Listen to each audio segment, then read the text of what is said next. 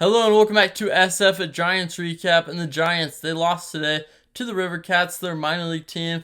And so we're going to go over all that because we get to go over two teams. We're going over the River Cats and the Giants. So make sure to subscribe and like if you do end up enjoying. And so let's head into how the offense did for both teams. For the River Cats, Elliot Ramos, David Villar, Casey Schmidt, all three of those guys showed up today and made a point there and performed really well at getting multiple hits there. So good to see from those guys.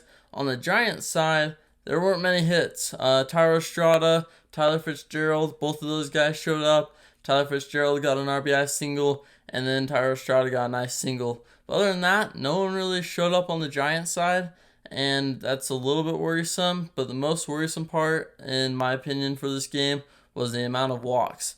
Both teams walked 8 times, which is really good for the offense to be seeing pitches and stuff, but not good for the pitching. The pitching needs to be focusing on throwing strikes, especially when this game does not matter. You're just supposed to be hitting the zone. Make them hit it. It's still technically like spring training, and why not force them to try to hit it? Why are we walking 16 people in an exhibition game?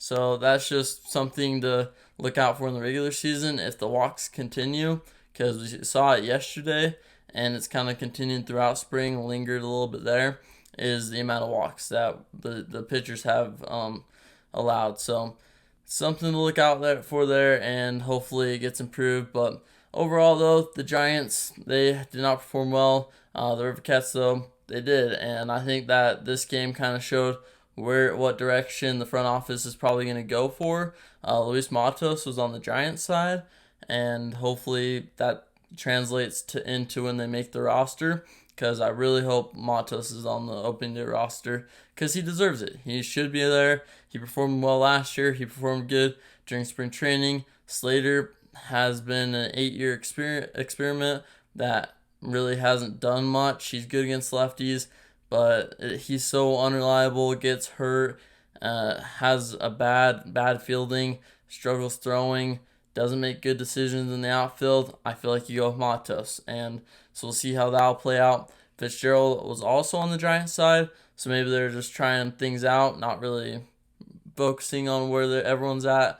But I think that this kind of showed where the roster may be going, and showing the guys that are on that scale of, do they go to the AAA or do they stay with the Giants? And so look out for Matos, Fitzgerald, Bart.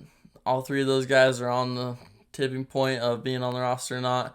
And Bart especially is very, very interesting, and I honestly don't know what to expect with him. Is he going to be on the Giants? Is he not? I don't think he has any options left.